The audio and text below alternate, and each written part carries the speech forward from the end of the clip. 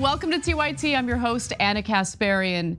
And in the second hour, look, we've got the important substantive stuff. We're gonna eat our vegetables in the first hour, okay? We're gonna give you an update on Russia. We're gonna talk about all of these tough guy Republican candidates who claim that they're really gonna take big tech to task, except they've got some financial interests to avoid doing so. We'll get to all of that. But in the second hour, dessert, your favorite dessert, whether it's chocolate cake, ice cream, doesn't matter. It's dessert hour. We're gonna talk about Lindsey Graham finally getting humiliated by Donald Trump. I don't know about you guys, but I've been waiting for that moment. As many of you might already know based on our programming, Lindsey Graham's lips have been permanently affixed to Donald Trump's ass. And all he needed to do was say one little thing that upset Daddy Trump, and now he's suffering the consequences. So we'll get to that in the second hour. John Iadarola will be joining me for that discussion, along with the discussion in regard to Whoopi Goldberg. She said some stuff that apparently made people realize for the first time that maybe she's not necessarily well-versed in many things, including history. So we'll get to that as well. But it is important to give you guys an update on what the US is currently doing to escalate toward potential war with Russia. So let's get started with that pretty terrifying news. The Pentagon has deployed US troops to Eastern Europe in its ongoing escalation with Russia. Now, the Pentagon spokesperson, John Kirby, gave more details in regard to why the US made this decision during a recent press conference. Let's watch. The United States will soon move additional forces to Romania, Poland, and Germany. I want to be very clear about something. These are not permanent moves. They are moves designed to respond to the current security environment. Moreover, these forces are not going to fight in Ukraine. They're going to ensure the robust defense of our NATO allies. So the United States sees this as a deterrent to Russia, while Russia sees it as a provocative move that threatens their security. So if Russia repeatedly has said that they're concerned about weapons being sold to countries surrounding its borders, if it keeps talking about how it sees additional NATO troops being sent to various Eastern European countries, when Putin talks about how, hey, I don't want to go to war. I just stop doing things that are hostile to us. Of course, we're going to want to have something in place to protect ourselves should NATO forces or NATO-backed forces attack us. The United States response is, we're going to send more troops. We're going to send more weapons. We're going to continue escalating the matter. This escalates the matter. We got to be honest about that, right? But I want to also just note that a few weeks ago, Joe Biden noted, and the Pentagon noted, that they would very likely need about 5,800 US troops to be sent to the region. So 5,800 US troops were put on notice that they could be deployed at any moment. Are the troops who have just been ordered to be deployed to Eastern Europe part of that 5,800? No. This is in addition to the 5,800. So let me give you the specific details here. Biden on Wednesday ordered the deployment of around 3,000 US troops to Poland, Germany, and Romania. So this 3,000 is in addition to the potential 5,800, okay? Now, this is of course a new show of support to allies as Russia continues its military buildup near Ukraine's borders. Thousands more troops in the US and Europe remain on alert to move if Russia continues to mass fighting forces or amass fighting forces. So again, the United States and its NATO allies, well, mostly the United States. There's been some pushback in terms of NATO allies like Germany, for instance. But the US mostly keeps saying, oh my God, Russia poses an imminent threat to Ukraine. They're about to invade any minute. Ukrainian intelligence disagrees with that calculation, arguing that while Russia does serve as a threat, this is not an imminent threat, and that they would actually appreciate if the United States would stop saying that because it's causing panic. It's negatively impacting the economy in Ukraine. And so while they're like, okay, sure, I mean, if you want to provide the weaponry and stuff to protect ourselves should Russia invade, we're all for it. But the rhetoric and some of the other moves that are being done by the Biden administration I think rightfully make Ukrainian officials nervous because it is being interpreted not as a way of preventing Russia from invading. For Russia, it is viewed as a real security risk. And if they see it as a security risk, then of course they're gonna amass troops at the border with Ukraine. So look, this is not a diplomatic ploy. It's being sold as a diplomatic ploy in the corporate press, but it escalates the situation needlessly. Nothing has changed between the show that we did on this yesterday and today. Russia hasn't done anything substantive in the last 24 hours that would have anyone believe that it makes sense to immediately deploy 3,000 troops to the region. But let me give you more details. The majority of the soldiers, about 1,700 of them, will be sent to Poland in a development that Polish Minister of Defense said is a strong message of solidarity in response to the situation in Ukraine. The influx will come on top of the 900 US troops already in Romania and the 4,000 forces in Poland. France is also sending several hundred troops to Romania, and this comes after the Secretary of Defense alerted soldiers to be ready for deployment. So that's the 5,800 additional soldiers who are on notice who could be deployed as well, in addition to the 3,000 who have been deployed today. Now the units have been ordered to leave today, Wednesday. And again, not part of the 8,500 more who could be deployed in coming days or weeks. Defense Secretary Lloyd Austin last week ordered 8,500 troops based in the United States to be on alert for rapid deployment to augment the 40,000 strong NATO response force, which has not yet been activated. By the way, Poland also confirmed that it would send hundreds of soldier-fired anti-aircraft weapons to Ukraine in the coming weeks. The shipment will follow the hundreds of anti-armor Javelin missiles sent to the United States, or by the United States, I should say, and Estonia, and anti-air Stinger missiles sent by Lithuania and Latvia. So you have all these NATO allies, right? NATO countries, NATO member countries, sending weaponry to Ukraine, which again shares a border with Russia. You have missiles that are supplied by the United States, supplied by NATO member countries that could very easily be pointed to Russia, and Russia sees that as a legitimate security risk. Just imagine the United States in the exact same place. How would the United States respond to that? If there was an international alliance that was sending weaponry to Mexico, sending all sorts of military capabilities to Mexico, and Mexico was considered one of our enemies, how would the United States government respond to that?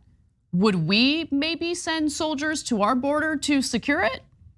I mean, Trump wanted to send soldiers to our border for nonsense perceived threats like asylum seekers who want safety from crime in their home countries. Just let that sink in. But to give you more, and this is an important part of the conversation that's ongoing between Russia and the United States.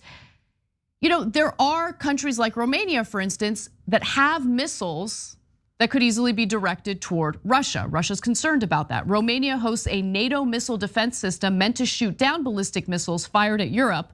A second Aegis ashore, armed with defensive SM-3 missiles, is under construction in Poland and is expected to become operational this year.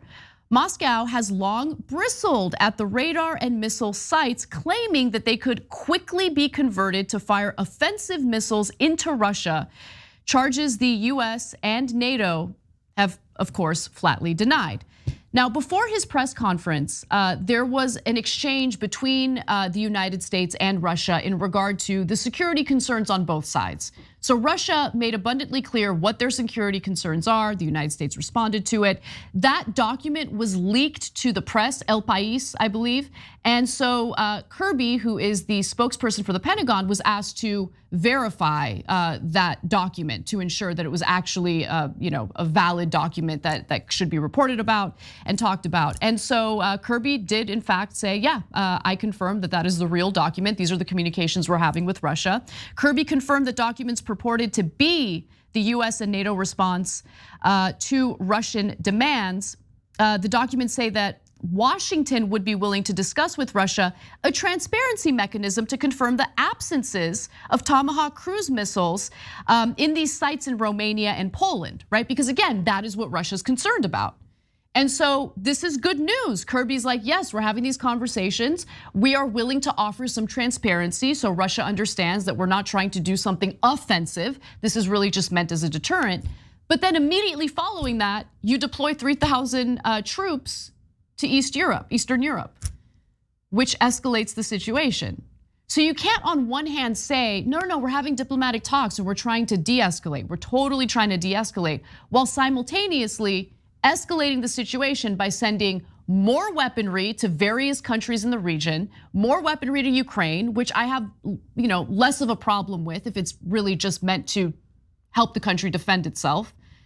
But I feel like the United States is still intentionally escalating the situation because there's money to be made, right? I mean, there's already been billions of dollars worth of military weaponry sent to Ukraine.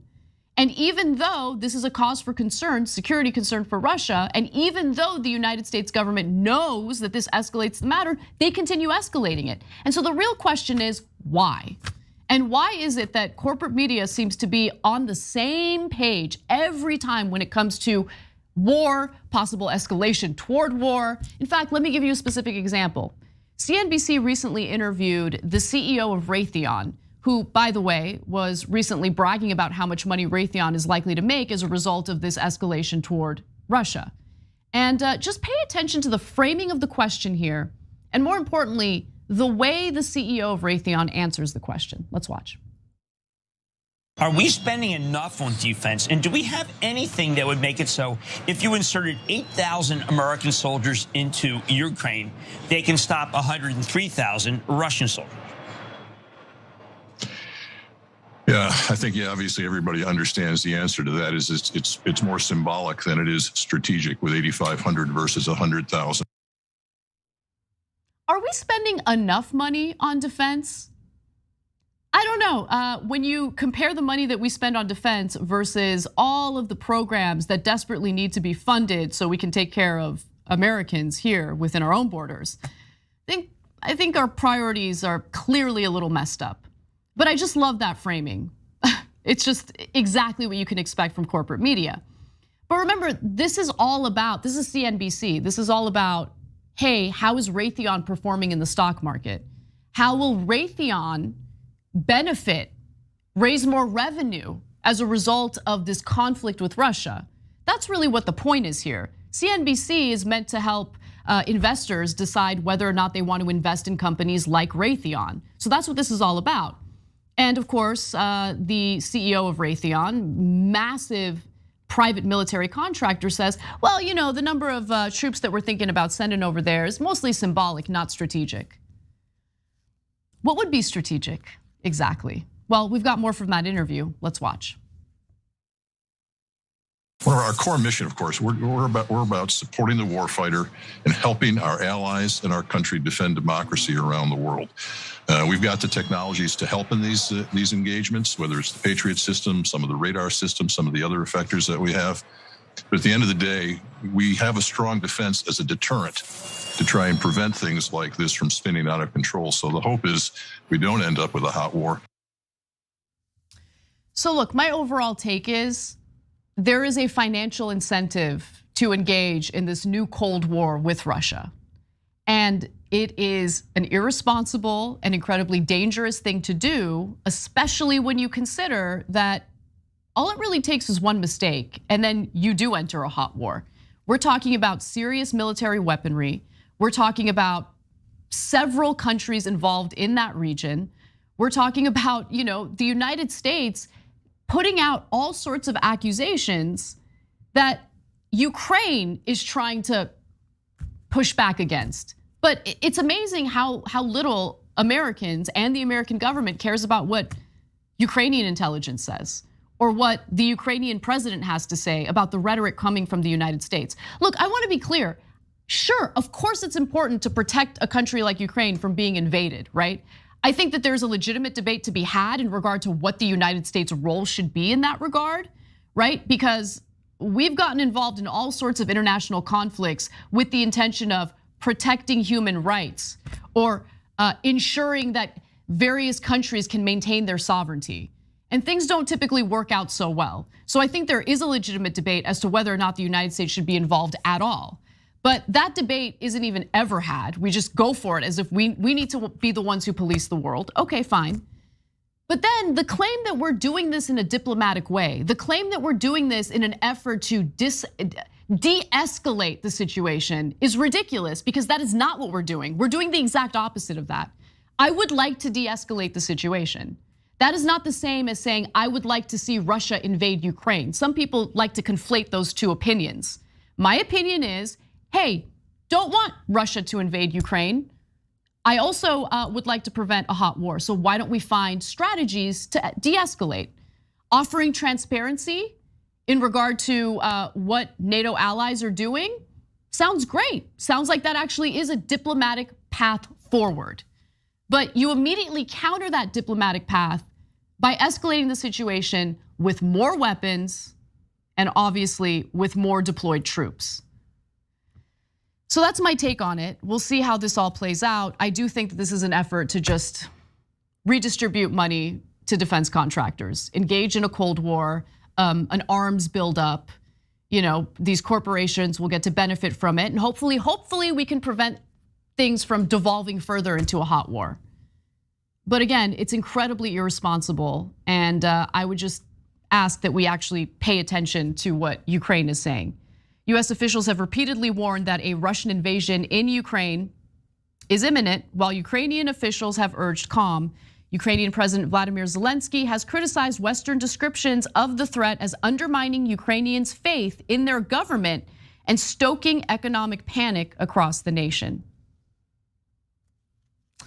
All right, we got to take a quick break. When we come back, we have more news for you, including Biden still fighting to ensure that student loans will haunt people for the rest of their lives. It is an incredible story. Don't miss it. We've got that and more when we come back.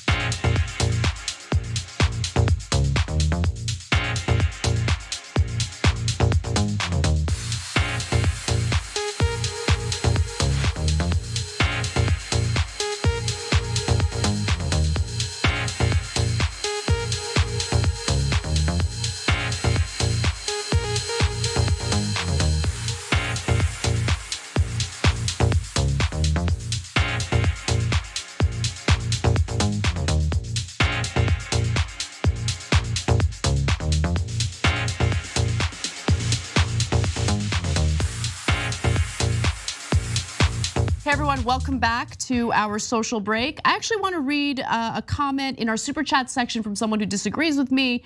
And this is actually a very common argument that counters what I've been saying. So Russia sees, this is from the True Rift. Russia sees troops in Ukraine as a threat because it threatens their ability to walk in and lop off more of the country, like they already have in Georgia and Crimea. So that is a legitimate point, but I would counter that by arguing that there are considerable financial deterrents in place that were not in place previously. So for instance, Russia wants to carry out this deal with Germany in regard to the transfer of fossil fuels and all of that.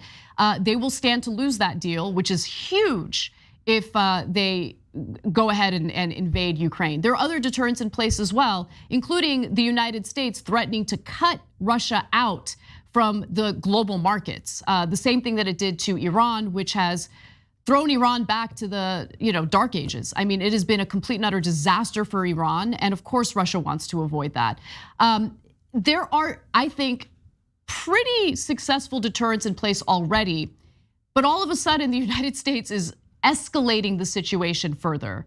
And I really don't think that they're escalating it because they see a change in the threat. I really do think that there's something else transpiring here, possibly a financial motive for the major, private contractors who are donors to the Democratic Party, who have been donors to Biden. I mean, Lloyd Austin, who's the defense secretary, take a good look at his past. He was working for private defense contractors right up until the Biden administration, right before he was nominated to be the defense secretary.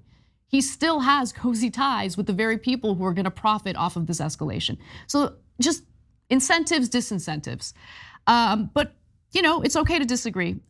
Subliminal Sapper says, looks like we left Afghanistan for a more lucrative weapons market. Well, one of the things that I thought was really interesting was how there were complaints from NATO allies in regard to the weaponry that's being sent to them, because they feel like they're not being sent strategic weapons that would help them really defend themselves or even carry out an offensive strike, which why would you want to do that? So just sending them weapons haphazardly seems to be a common complaint that we're hearing from NATO allies, and that makes me a little concerned. All right, anyway, moving on. We've got our member comments. Gabby Marita says, when the United States military talks about not permanent, it usually means that they'll be there for decades. And you're right about that. That was a good point that was made by our producer, Kate, as well. All right, we gotta get back to the show. See you there.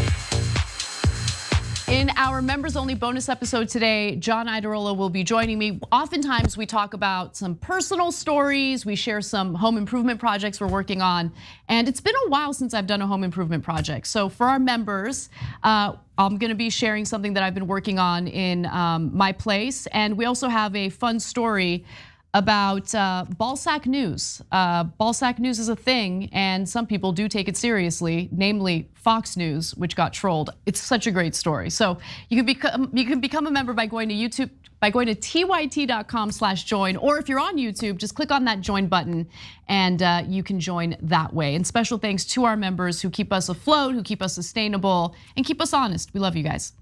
All right, well, let's move on to some news from the Biden administration in regard to student loans.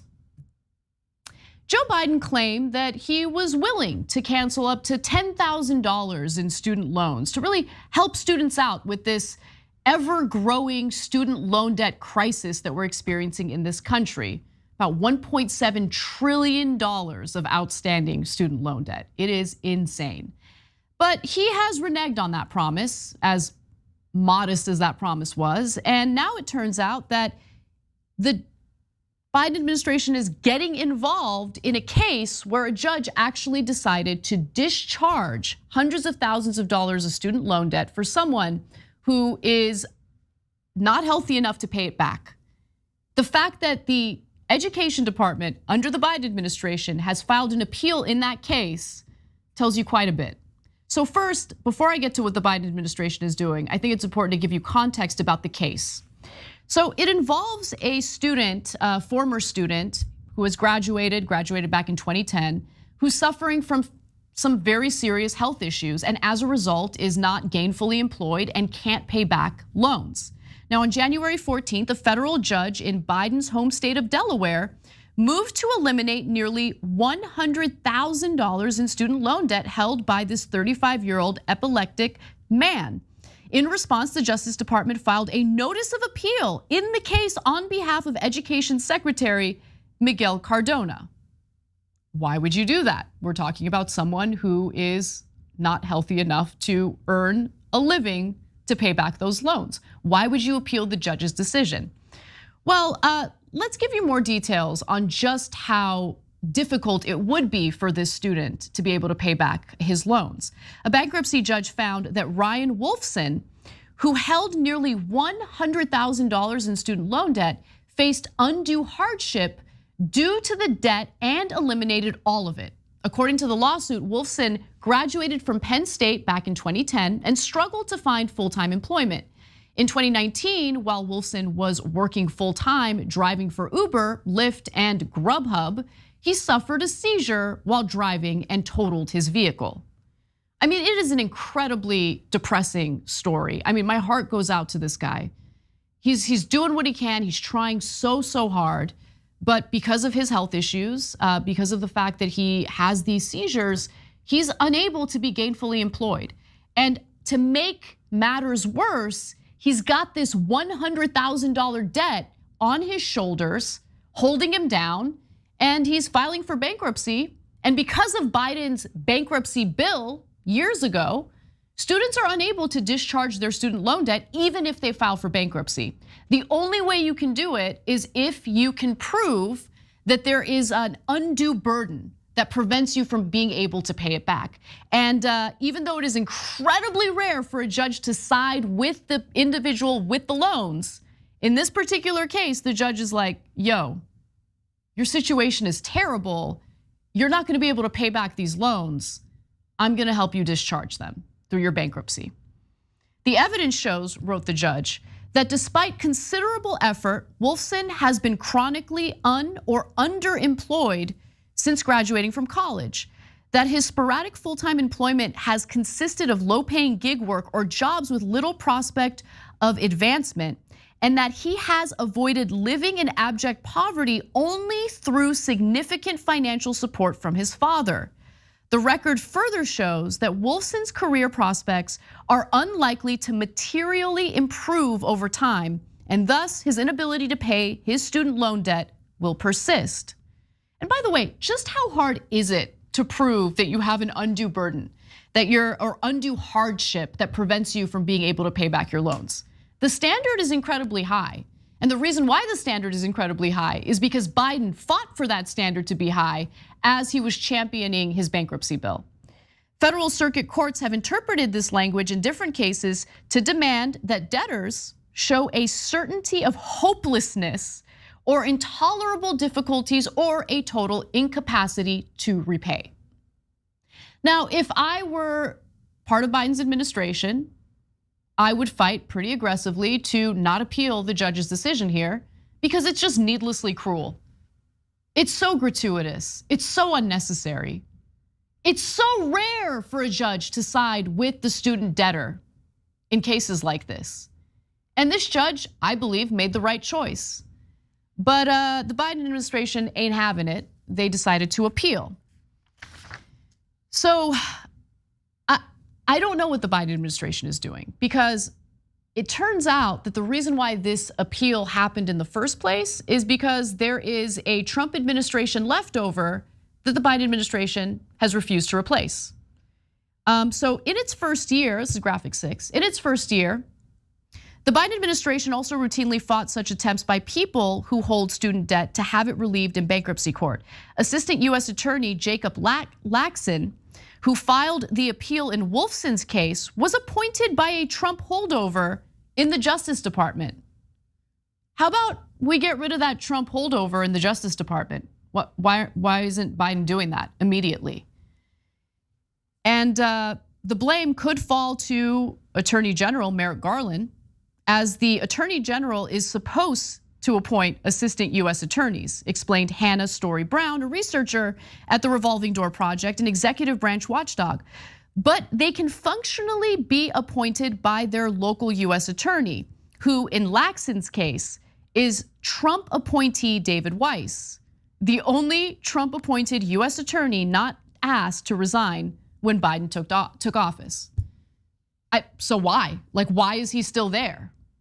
Why didn't Biden ask him to resign?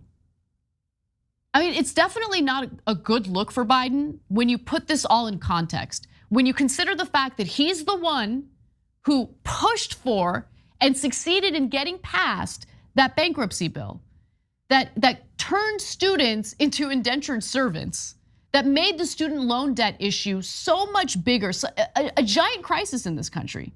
So that's point number one. Then you have this guy campaigning on forgiving a measly $10,000 in student loan debt. He didn't even do that. He just reneged on that.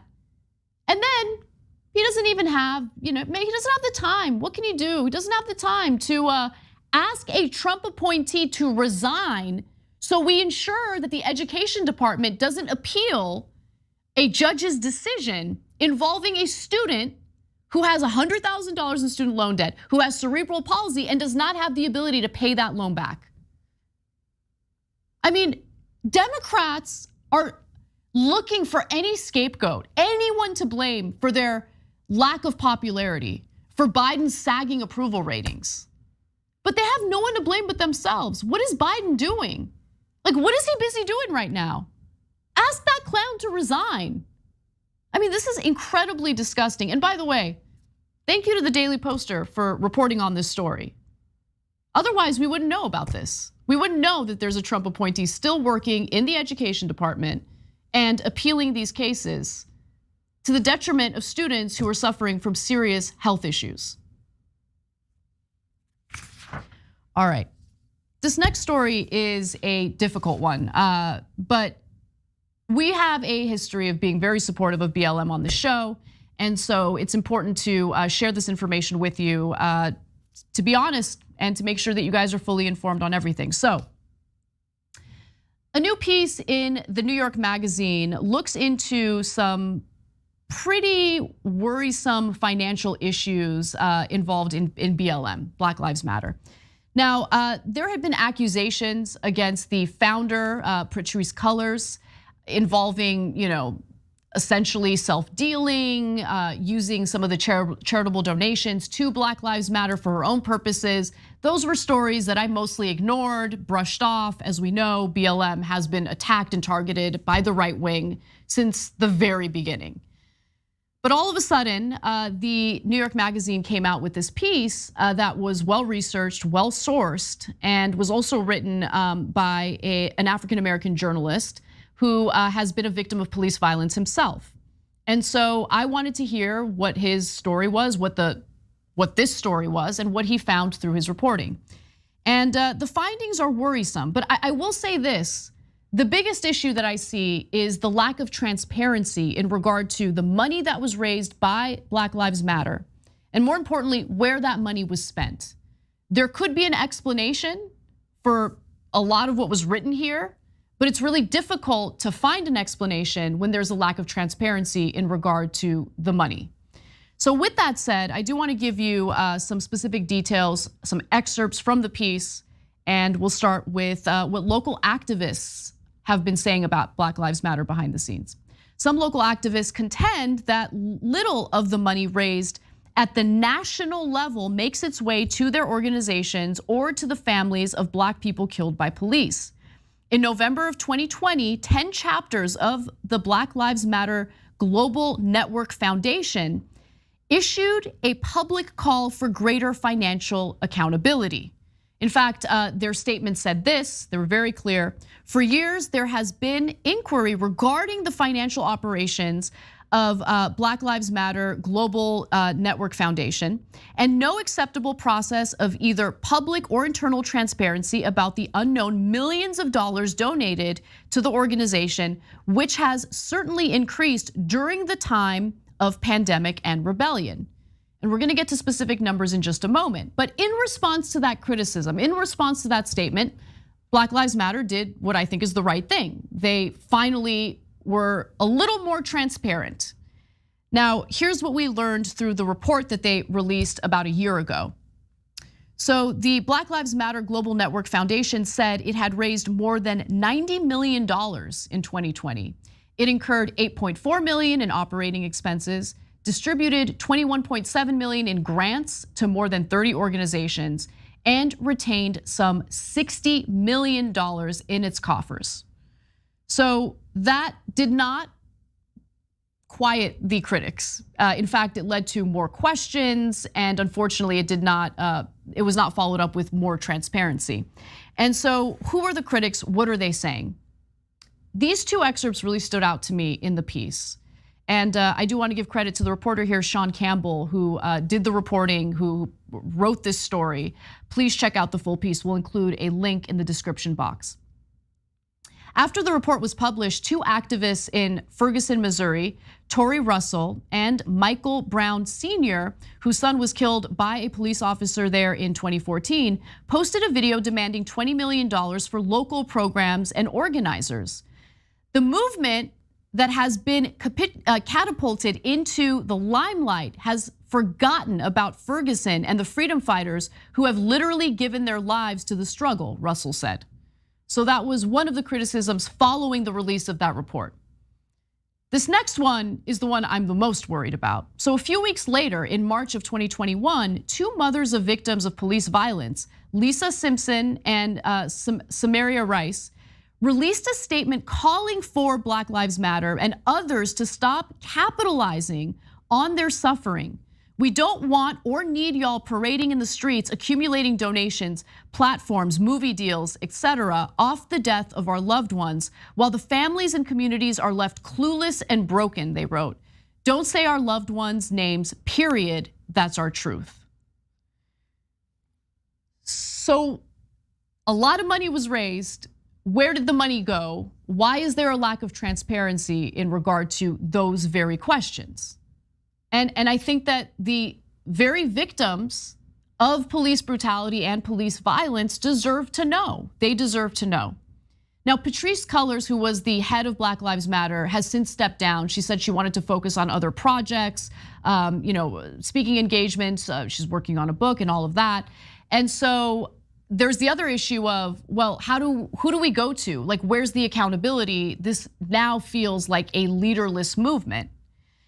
Justin Hansford, who's a law professor at Howard University, he's also the executive director of the Thurgood Marshall Civil Rights Center, argued this. He said, they tell a story that makes it seem like the creation of their hashtag was the start of the movement. I don't think they have directly told lies about their role, but they have a really inflated sense of self-importance in terms of the movement. And so there's been this disconnect between this national organization and the local chapters or the local activists and organizers. And that disconnect, that frustration, that lack of transparency has really led to a splintering within Black Lives Matter, according to this reporting. So there's also some issues in regard to possible self-dealing. Now, that is something that is being speculated on. That is not something that has been proven. I want to be abundantly clear about that. It's something that could have a clear explanation if there's more transparency.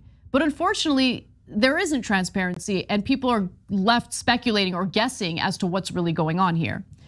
Aside from BLM Global Network Foundation, Cullors has started or helped lead several other organizations, including 3 related to criminal justice reform and prisoners' rights: Dignity and Power Now, Justice LA, and the Justice Teams Network. According to filings, money sometimes flows between the organizations. And so when you see that happening, and on top of that, there's a lack of transparency and a lack of accountability for the very activists and organizers on the ground who want answers to these questions, you're gonna run into problems. So for instance, in 2018, the Justice Teams Network received $400,000, a $400,000 grant to support work for Justice LA. From its website, Justice LA looks like an autonomous group, but users who click to donate are directed to a PayPal account for Dignity and Power Now. So obviously the money's flowing from all these various organizations that Cullors had founded. The organizations are linked through a person named Chrisman Bowers. He is listed as Dignity and Power Now's chief financial officer and as the treasurer of a local political committee, Reform LA Jails. In 2019, while working on an ultimately successful ballot initiative, Reform LA Jails collected more than $1.4 million in contributions. Now, where did the money go? $1.4 million is a lot, and people who donate deserve to know where that money is going. How is that money helping to advance police reform, to protect communities, to maybe even fund programs that help underprivileged youth? Well, more than half was paid out to just 4 recipients. The group sent more than $270,000 to Bowers' consulting company, as well as some $211,000 to Asha Bandali, a friend of Colors who co-wrote her memoir. About $205,000 went to a company Colors operates with her spouse, and about $86,000 was paid to Trap Heels LLC, an entertainment, clothing, and consulting company started by Damon Turner, the father of Patrisse Cullors' child. So that doesn't look good. And it gives the impression of self-dealing, something that hasn't been proven. Again, want to be clear about that. But if you don't want to give that impression, you should have, as some of the activists noted, radical transparency. People deserve to know how that money is being utilized, where that money is going. And so, as a show that's been incredibly supportive of the movement, we've defended Black Lives Matter multiple times in the past, especially against ridiculous, unfounded allegations and assaults from the right wing. I do think it's important to also share this perspective with you, especially because this perspective is coming from local activists on the ground. They want to know what's going on. They want to know who's leading this movement now, where is the money going, and when can we finally get some transparency? And I think they deserve to have all those answers given to them. All right, we got to take a quick break. When we come back, we've got more news for you, including some positive news coming from Washington, D.C., where healthcare workers, or childcare workers, I should say, are finally going to get a bump in their pay. Come right back.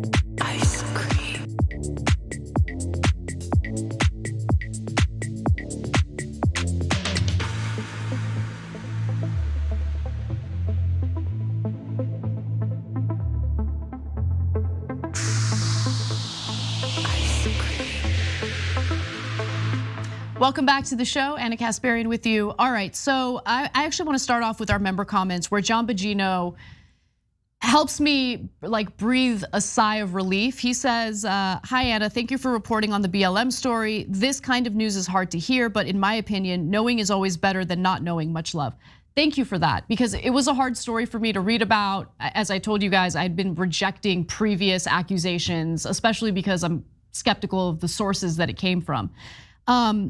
And also, like, let's keep it real. It's hard to see something that you supported so vociferously have the kind of issues that were outlined in that piece. But we're always gonna be honest with you guys, even if it might make our previous opinions look bad or whatever it is. You guys deserve to know the truth. You should know about the reporting that was done here. Starshine Song Dragon says, it's amazing how Biden can continue to disappoint me when my expectations of him were so low to start with. Same, I totally feel you on that. Just Be Anti-Racist says, this is not permanent, this is to assist our NATO allies. Translation, this is for our military contractors and to give them more millions. We must make up for the millions lost because of Afghanistan. I mean, it is amazing because our military spending didn't go down after we withdrew troops from Afghanistan. It was increased. So yeah, I mean, we're always gonna find a way to make that transfer of money from us, the taxpayers, to the defense contractors. All right, Al Belzo says, every time I hear someone support or push to send US troops to other countries in the name of democracy, I know they're full of it. Yeah, and I mean, and that's the thing, I bring up the US track record on these issues, and some people like roll their eyes, but I think that track record is important. I mean, even if you look at the track record in regard to Russia, you guys, it was just like a year ago where the US was claiming that Russia was paying the Taliban bounties for US soldiers in Afghanistan. That was a lie. And it doesn't mean that everything the US is saying is a lie, but it is important to be skeptical and not take everything that the Pentagon says at face value. Shirin Nuruzi says, we do need to remind younger people just how tragically different nuclear weapons are from regular bombs. You're right about that. That's a really, really good point. Comrade Dragon says, I love you guys. Salt Dragon, you are on fire. Thank you. In our super chat section, we've got Peter Hamby with another poem. Take a class of shame, hurting kids who want to learn universal greed. That's America in a nutshell, unfortunately. Valiant Orion says, US response to Russia is like police assaulting a detained man while shouting, stop resisting. That is such a great way of describing it, because it's like the US keeps doing things that makes Russia worried about their security, which escalates the situation. But it's like, anyway, it's just really frustrating, because it's like, what do you expect them to do if they see what NATO allies are doing as a threat? Why do you keep doing it? If there is a diplomatic path forward, show them the transparency, right? Be transparent with them, but I think they're full of it. Anyway, we gotta go back to the show. See you there.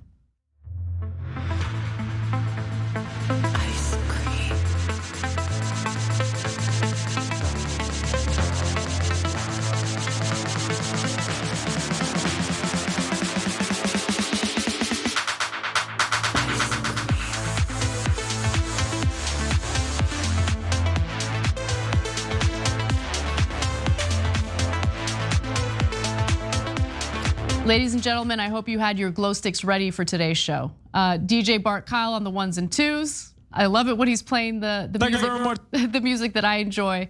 I love hearing that beat drop, so thank you, Bart Kyle. All right, well, with that said, why don't we move on to our next story? We do have some good news, and it shows you that, maybe there could be some change on a local level, something to consider as, more people are thinking about organizing or political activism. So, in response to the ongoing childcare crisis, the DC Council has approved a program that will send $10,000 checks to childcare workers. And this is really, really good news, because there is a childcare crisis, partly because childcare workers are sick and tired of being underpaid. On average, they make about $12 an hour and do need to have specific training and credentials to be childcare workers. And so they're deciding not getting paid enough for this, not worth it. And because of that turnover, because of that shortage of childcare workers, childcare expense, the expense of childcare for parents has gone up tremendously during the pandemic. And I'll get to those numbers in just a moment. But first, a little more detail in regard to this program.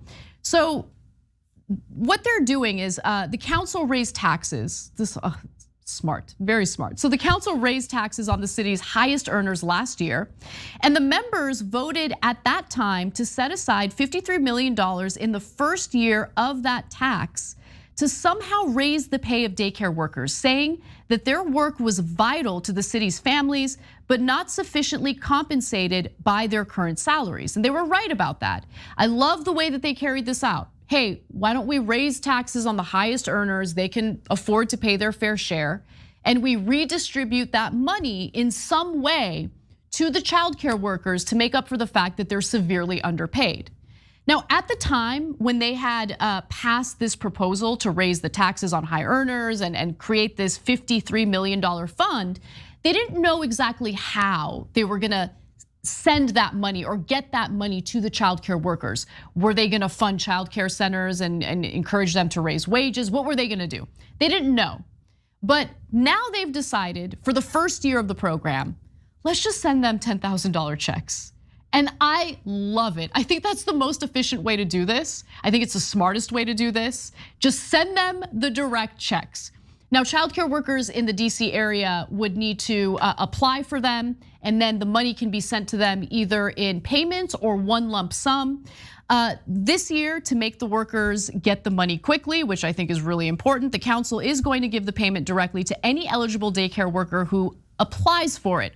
Workers who are or who care for babies and toddlers will be eligible for checks of about $10,000 or even $14,000, depending on whether they work as assistants or leaders of daycare classrooms.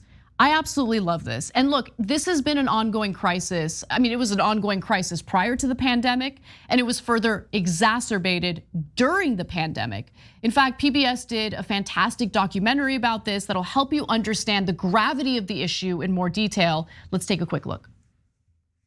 The pandemic has revealed a lot about the childcare system that perhaps people didn't see before. How fragile it is, how low paid the women doing this work are.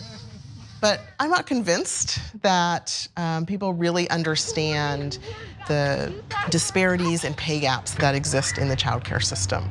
More than 90% of childcare workers in the US are women, and just under half are people of color.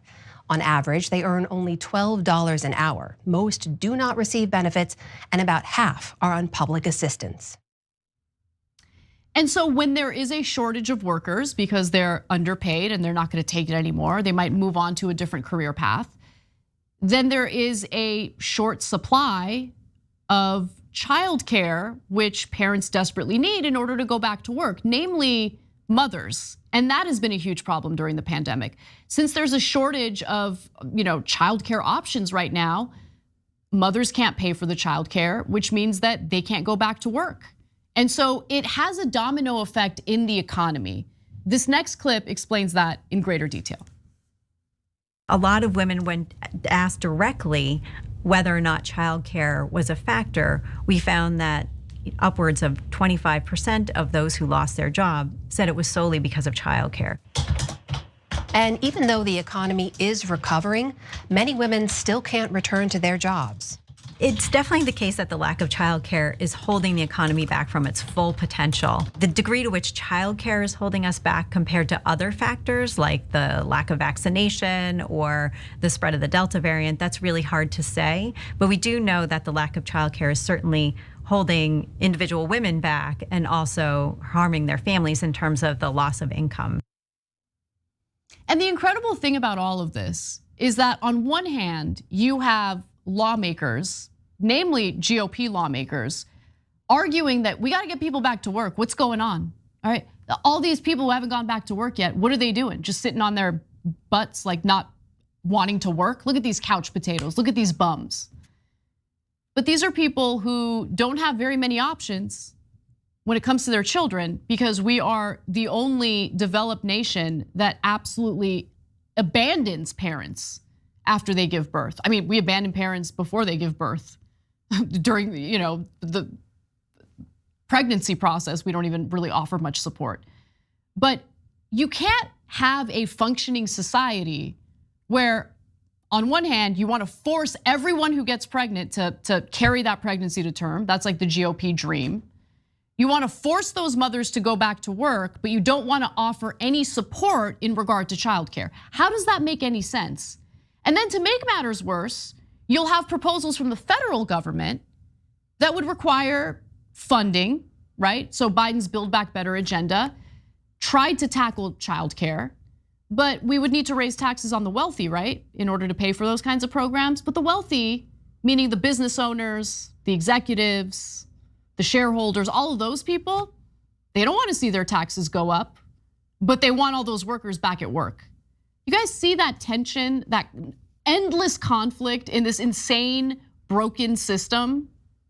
What are the kids supposed to do? What are the mothers supposed to do? It makes no sense. So I'm really happy to see that at least on a local level, the DC Council is pushing for something that could actually be a fantastic solution. And not only would it be fantastic in terms of solving a crisis that's ongoing, but it'll be a case study that we can point to in so many different ways. Look at this. Raising taxes to ensure that the wealthy pay their fair share can help us fund these programs that help ordinary workers to make life easier so they can go to work with no fuss, no muss, not have to worry about where they're gonna put their kids. And what I love is that they're sending the checks directly to the workers. Do it that way. That's the best way to do it. All of these weird, like, let's go around in circles and maybe we fund this and then maybe we fund that and maybe we give the money to the employer. No, just give it to the workers. Just give it directly to the workers.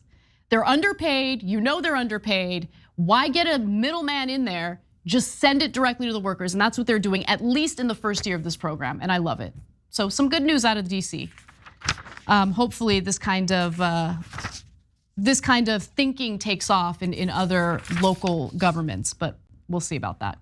All right, one final story for you, and this is about The ongoing nonsense regarding political candidates and politicians investing in the stock market while pretending like they're going to do anything about the companies that they're invested in. So, right-wing critics of big tech, who also happen to be invested in stocks associated with big tech, are really making a point to campaign about how they're going to take these Silicon Valley companies to task. They really, really are.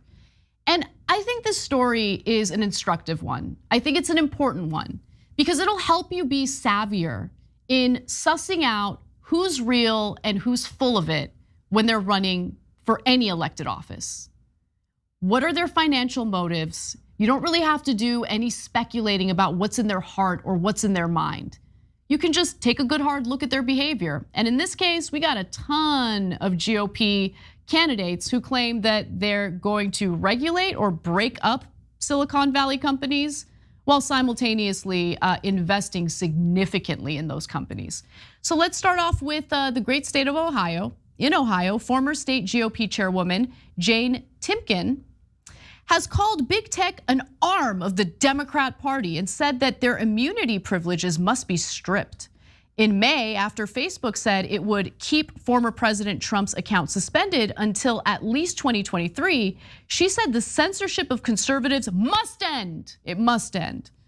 Now, I'm sure she puts her money where her mouth is, right? I mean, she disagrees with the business activities, the behavior over at Facebook, which makes it a little strange that she's spending quite a bit of money investing in the company. So Timken, who is running in a GOP primary to succeed retiring Senator Rob Portman, holds stock valued at between $800,000 and $1.6 million in Google, Facebook, and Apple through herself and her family, according to her financial disclosure reports. So why do I share that with you? It goes beyond saying like, oh, look at the hypocrite, which sure, that's a perfectly fine point. I think it's a boring point though. I think what this is really about is how we have all this political theater going on, and I'm so sick of it, and I'm tired of Americans falling for it. Homegirl isn't gonna do a damn thing about Facebook. You know why? Because that would hurt her financial health. That would hurt her investment. And it's a significant investment. $800,000 to $1.6 million. It's a lot of money to invest in companies that you're vociferously speaking out against, please. There's another example. Businessman Jeff Bartos, who is running to fill Senator Pat Toomey's seat, has tweeted about the need to fight back against big tech's aggressive silencing of conservatives and that big tech must be reined in. Well, his financial disclosure report shows that Bartos, through his spouse, holds stock valued at between $200,000 and $500,000 in Google. He holds stock in Apple valued between $300,000 and $600,000 through a spouse and in a joint account. And look, sometimes they do this cutesy maneuver where they'll have their spouse do the investments, but it's the same household, all right? You ain't gonna do a damn thing toward any company that's helping you bring in income for your household. And by the way, this is not a Democrat or Republican thing. This is a corrupt politician, both sides issue. We've been talking about members of Congress, both Democrats and Republicans, investing in individual stocks, and we've talked about how they consistently beat the stock market as if they're like these genius investors who somehow know better than everyone. Well, they do somehow know better than everyone else. They're privy to information that we're not privy to. But while that's one part of the problem, the other part of the problem is you're not going to regulate corporations if you know that those corporations will take a financial hit from the regulations. That would mean that the value of the shares you've invested in would take a hit. You would lose money. Who would be dumb enough to do that? So again, this isn't about speculating about hearts and minds. It's about looking at incentives and disincentives. This system is sick. If you want to be a public servant, then you should be a public servant. Public servant means you're making sacrifices for the greater good. You're making sacrifices because you're wanting to represent the best interests of your fellow Americans. That's what a public servant does. That's what a public servant should believe. But what this system does is it encourages the worst people in society to look at elected office as an opportunity to cash in. They see it as a good business move for themselves. Like, that's the problem. It attracts the wrong kinds of people. They should not be allowed to invest in individual stocks, period. Now here we're talking about candidates. If you're a candidate, you can go ahead and invest in whatever you want. But don't be invested in companies that you're then gonna pretend like you're gonna regulate or do something about. It's nonsense, they're not gonna do a damn thing. Now, going back to Jeff Bartos, he's the one who's running to fill Pat Toomey's seat. He defended his investment, saying this: "If anything, it proves I'm not afraid to state my convictions, even if it's against my financial interests. I can advocate for policies that I think are right. As a shareholder who owns stock, I believe that the company needs to change for the better." Yeah, except talk is cheap, and we've all experienced that. While we follow political news, while we see what candidates end up doing once they're elected into office, they'll say one thing and then they'll renege on all their promises. I'm so tired of hearing them talk about all these amazing things they're gonna do. We're gonna break up big tech. We're going to regulate the fossil fuel industry. We're gonna invest in renewable energy. Whatever the lie is, I'm sick of it. It's all theater. Again, look at their incentives and disincentives. Finally, there are Democrats in this story too, but surprisingly, there are some examples of Democrats who are not corrupted by this process. So Pennsylvania Lieutenant Governor John Fetterman and Representative Connor Lamb, two of the Democratic candidates looking to flip Senator Toomey's seat, do not hold stocks in these tech giants. Based on their disclosures, they've also come out in support of proposals to ban congressional stock trading. See, that I can get behind, because again, talk is cheap. Saying that you're gonna do something means absolutely nothing in politics these days. But if you put your money where your mouth is, if you show that you are not personally invested in the very companies that you claim you're gonna do something about, then you've got a little more credibility.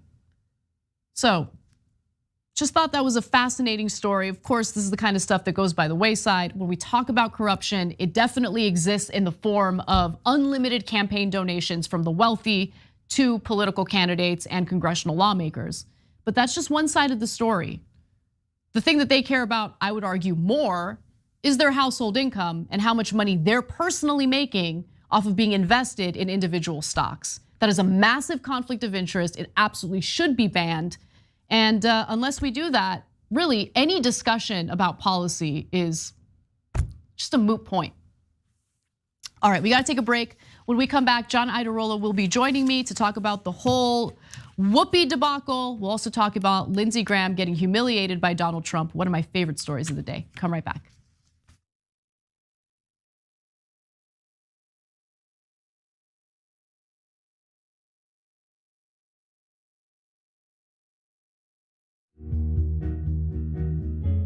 Our audience has given us everything, so we couldn't be more connected. When we first started, people would start giving us directions and say, okay, the mics are too large, move them. Turn them into lav mics. I mean, they were incredible. And then one guy walked in and gave us a really expensive switcher and said, you guys need this, and walked out. Okay, it's amazing. They helped us build a studio. They did a $2 million funding campaign for us. And so they really are us. We do this show together to the point where some of our hosts are even former listeners. So when we say that the audience is part of TYT, we really mean it.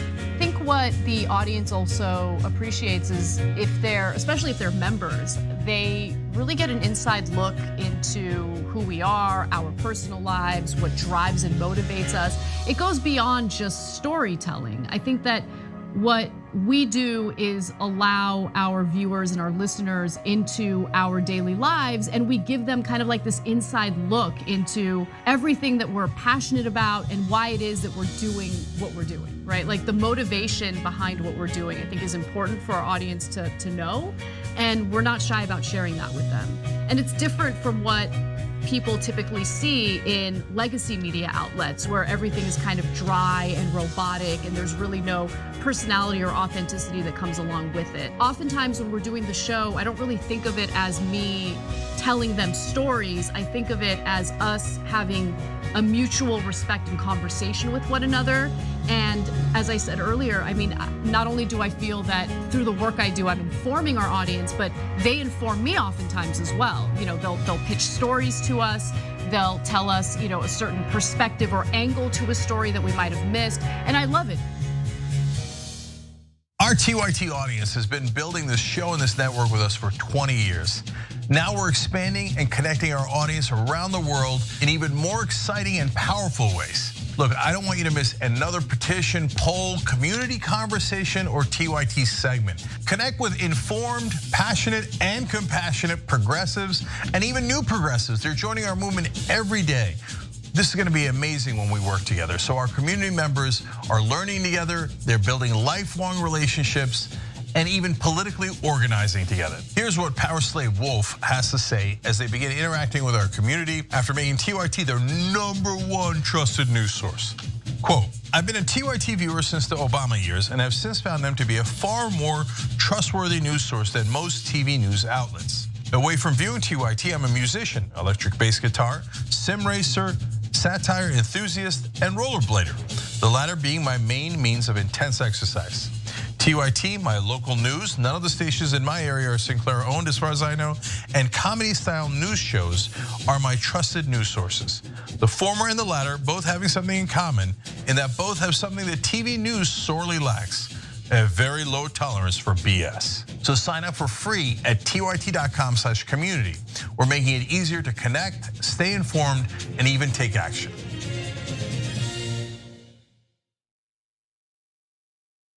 Hi, I'm Bartholomew Joseph Kyle. I do audio for the main show, The Young Turks. I also do audio for Post Game. I started in 2006. I met Cenk Uygur at the Iraq for Sale screening that was directed by Robert Greenwald. And watching that, I want to figure out a way to be part of something that's genuine and authentic.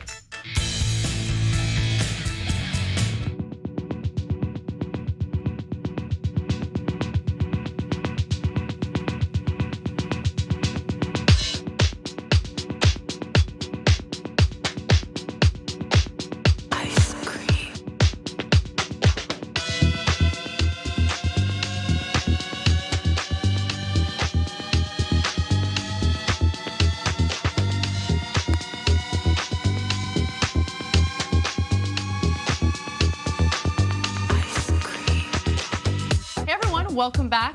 Second hour with John Iadarola, host of The Damage Report. How you doing, John?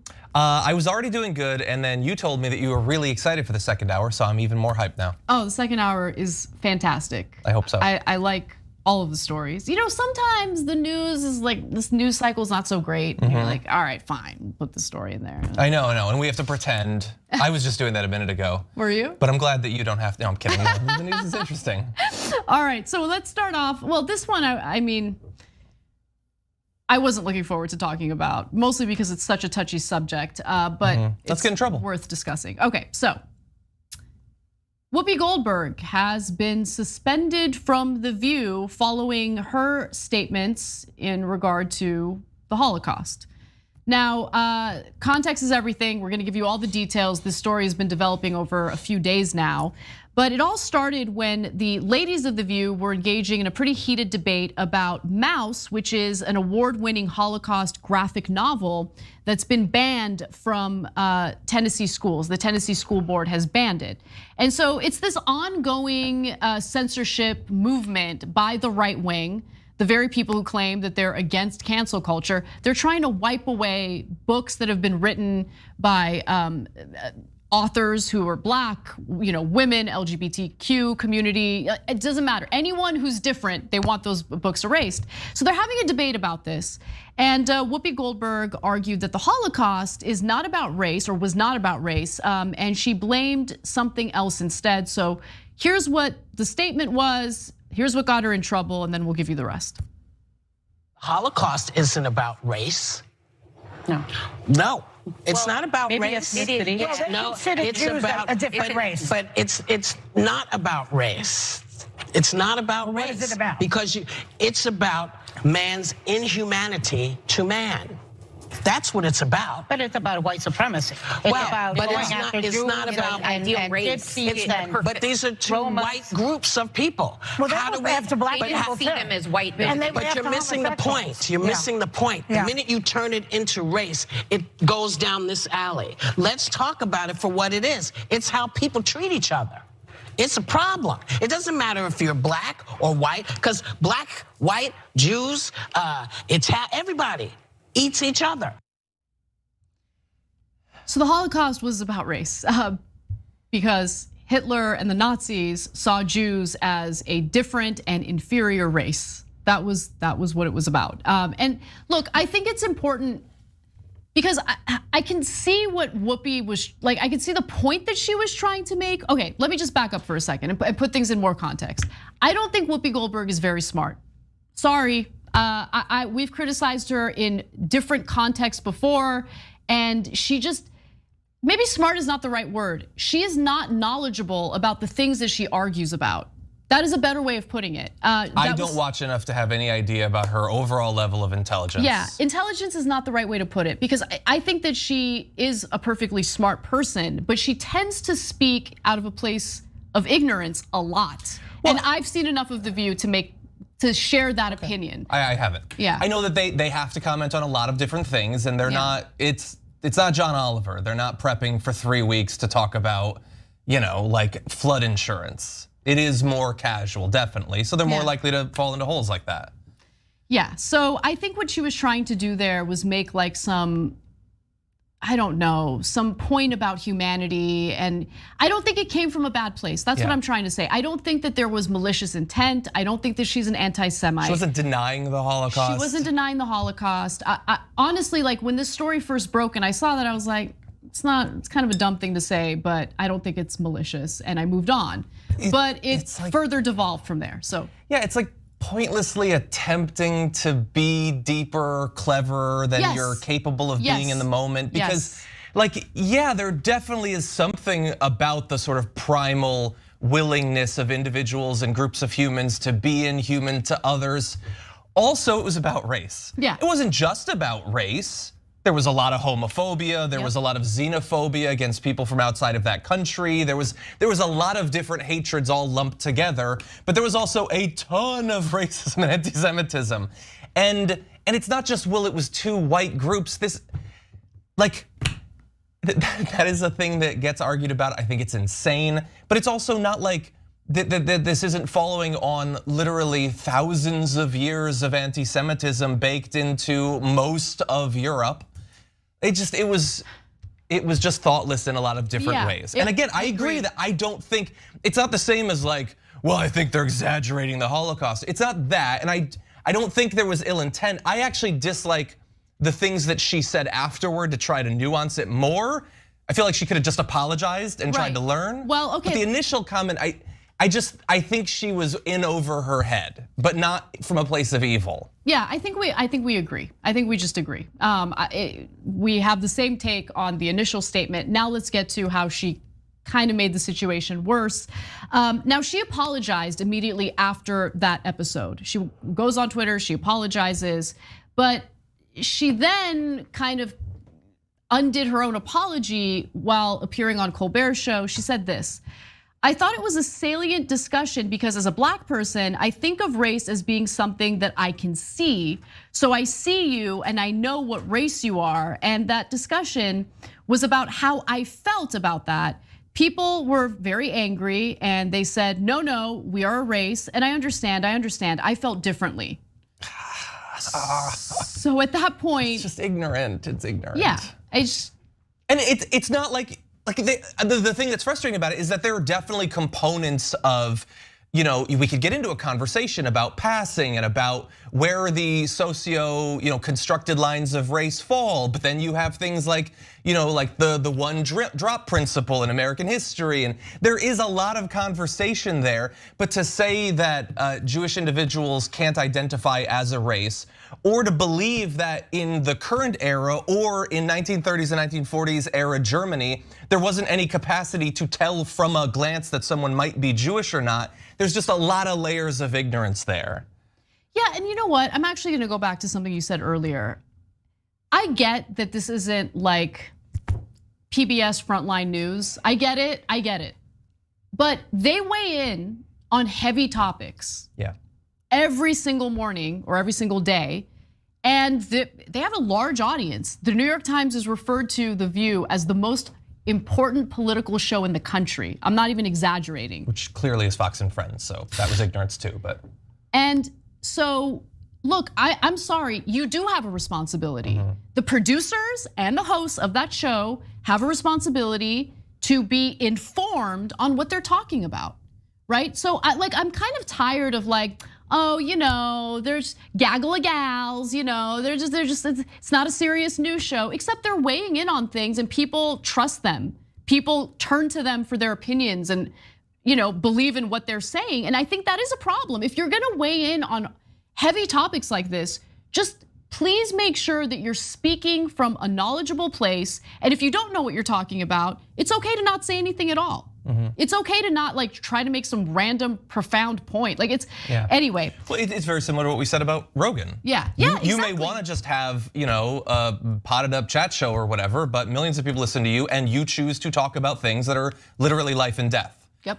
So when you combine all those things, a certain level of responsibility should be required, even if in practice it's not. Exactly, exactly. So now after she made that statement on Colbert's show, the backlash not only ensued, it was exacerbated.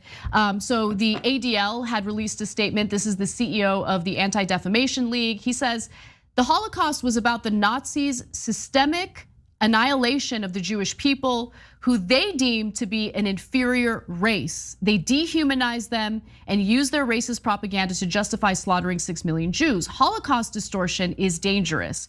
And I also want to note, and I know that this is not what her intention was, but this comment was made with the backdrop of the right wing constantly denying racism exists, right? Rejecting the notion that certain things have happened as a result of racism.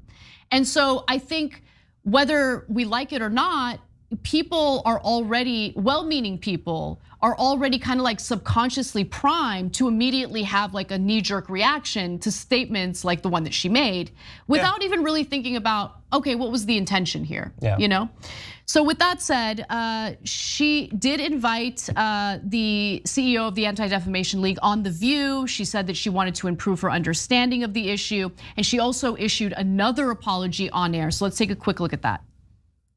I said something that I feel a responsibility for not leaving unexamined because my words upset so many people, which was never my intention. And I understand why now. And for that, I am deeply, deeply grateful because the information I got was really helpful and helped me understand some different things. And while discussing how a Tennessee school board unanimously voted to remove a graphic novel about the Holocaust, I said that the Holocaust wasn't about race. And it was instead about man's inhumanity to man. But it is indeed about race because Hitler and the Nazis considered Jews to be an inferior race. Now, words matter, and mine are no exception. I regret my comments, as I said, and I stand corrected. I also stand with the Jewish people, as they know, and y'all know, because I've always done that. I think that was a great apology. It was pretty good. I could nitpick a few little things, but no, it's fine. I wasn't going to. You went to me. I wasn't going to interrupt. That was a great apology. It was good. It was good. Look, not only again, I think intentions matter. I don't think she was malicious. I think that she spoke from a place of ignorance. So, can we just? There are really bad people across the globe, and especially in this country. And we got to be hyper-focused on mitigating the damage they want to do. Yes. I think that it is a disservice to focus on people like Whoopi Goldberg as if she's the enemy. Again, I think she said something that was deeply ignorant. She apologized. I think that final apology was a good apology. But after that apology, she was suspended. And so the View put out a statement saying that, effective immediately, I am suspending Whoopi Goldberg for 2 weeks for her wrong and hurtful comments. While Whoopi has apologized, I've asked her to take time to reflect and learn about the impact of her comments. The entire ABC News organization stands in solidarity with our Jewish colleagues, friends, family, and communities. I don't think anyone questioned whether ABC News as an organization stands by, it's just, I think it's an overreaction. I'm just keeping it real. Yeah, like I said on my show, I would have rather that they spend 2 weeks, periodically giving people the facts about the Holocaust so there's no ambiguity, because it totally, disconnected from anything Whoopi Goldberg has said. A lot of Americans do not know fundamental things about the Holocaust, about anti-Semitism, about Nazism, either back then in the German context or in the present day American context, or Nazism in America during World War II. So I think they could have used the time to educate people. That said, while I agree it's an overreaction, she's gonna be fine. And honestly, like if this was the sort of overreaction that we could expect for other things, other people in media who make these sorts of mistakes, like when Tucker Carlson says something incredibly anti-Semitic or racist, if they were to actually suspend him for 2 weeks, I don't know, I'd kind of be in favor of that. It's just that we know it's like always the people who were least awful that suffer the worst consequences. Yeah, because we have higher standards for them. Yeah. And my only ask is, it's good that we have higher standards for people. Let's just also be understanding, empathetic, and kind, and also be cognizant of what the intentions were. If I had any feeling, if there was any inkling that Whoopi Goldberg was anti-Semitic, then yeah, I mean, I would 100% be in favor of the suspension. In fact, I'd want more than that. I wouldn't want her to have any kind of platform where she would spew anything anti-Semitic. But I didn't get that feel here. Again, I do think she spoke from a place of ignorance, but that's not to do away with any responsibility. Like I said, if you're gonna weigh in on heavy issues, especially things that have to do with like the Holocaust, just make sure you know what you're talking about before you speak. That's it. Anyway, all right, well, we do want to ask you guys, by the way, what you think. So we have a poll on this. Should Whoopi have been suspended, yes or no? I'm actually really curious what our audience thinks about this. So we'll fill you in later with, I have no guess. I don't know. I don't know. It's part of the reason why I kind of didn't want to talk about this story in the first place. It's like such a touchy subject for understandable reasons. And I think people are too quick to jump on people for not wanting to burn them at the stake, And I just, again, let's be a little more empathetic, because I do think it's a teachable moment. It could be a good opportunity, not just for Whoopi, but for others, as John mentioned earlier. All right, we got to take a quick break. So let's do that. And when we come back, Lindsey Graham, he's now being targeted by Donald Trump. His daddy, not very pleased. I love it. My favorite story of the day. Don't miss it. Come right back.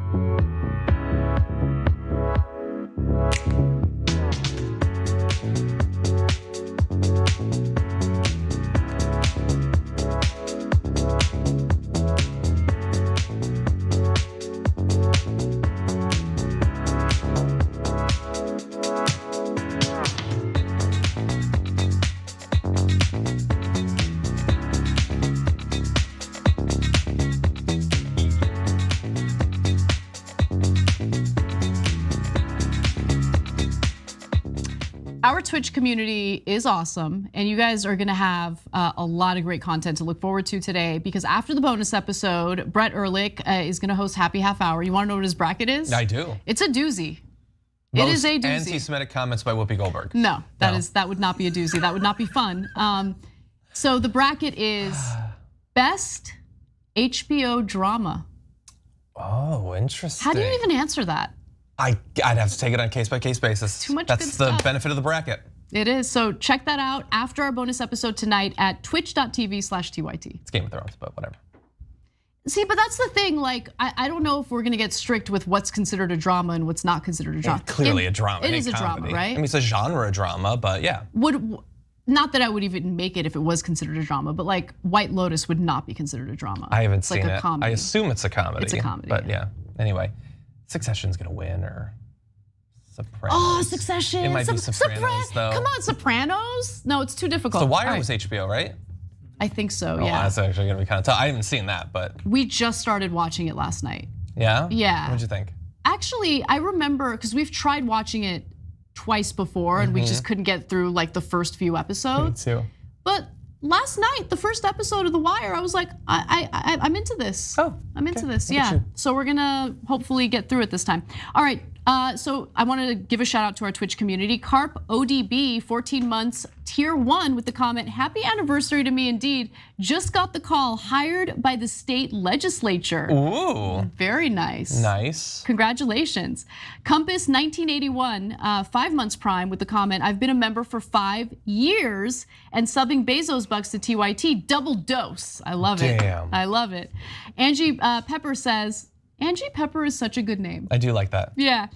I'm so tired of politicians' BS. I'd be happier if they were just honest. I have tons of money tied up in tech, so I won't do anything about it. Let us choose what BS we have to deal with. Man, I really hear you on that. Yeetwood Mac has some comments about the whole Whoopi debacle.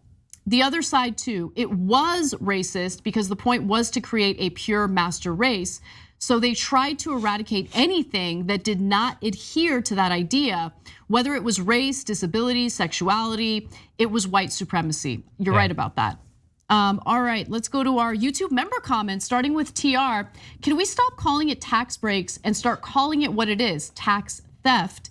They are taking money they owe out of our society. You know, branding and framing is everything, and that's a legitimate point for sure.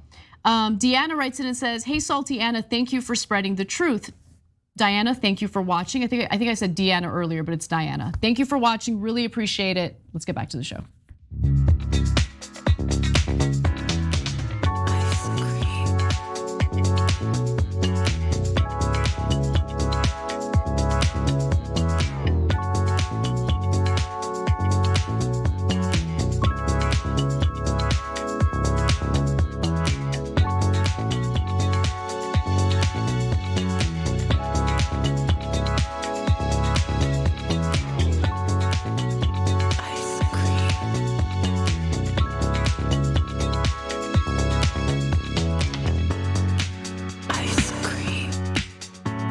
Welcome back to the show. Anna and John with you. Let's get to our next story, my favorite story of the day.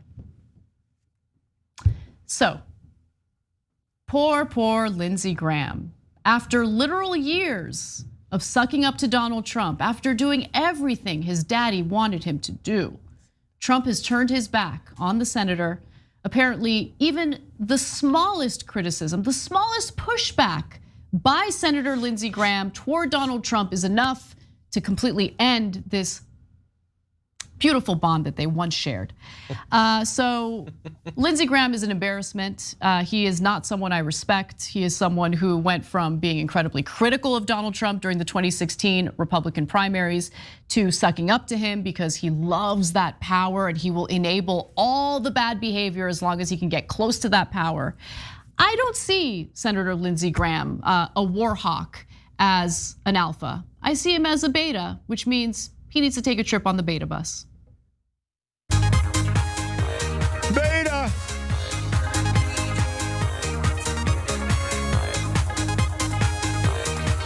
You are beta male. So what is this all about? Why am I saying that this bond has been broken? Well, it turns out that Lindsey Graham responded to some comments that Trump has made in regard to the Capitol rioters. This was during a Conroe, Texas rally that Trump held over this past weekend. And I want to remind you all of what he had to say should he end up getting elected as president in 2024. If I run and if I win, we will treat those people from January 6th fairly. We will treat them fairly. And if it requires pardons, we will give them pardons because they are being treated so unfairly. Yeah, the people who stormed the Capitol, the people who were armed, who used violence, who caused all sorts of vandalism. I mean, they're being treated so poorly, so poorly. Now, Lindsey Graham surprisingly pushed back against the idea of offering pardons to these rioters.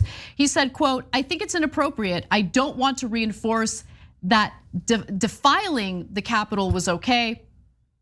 I don't want to do anything that would make this more likely in the future." That's it. That's all Lindsey Graham said in response to Trump's suggestion of pardoning the rioters later.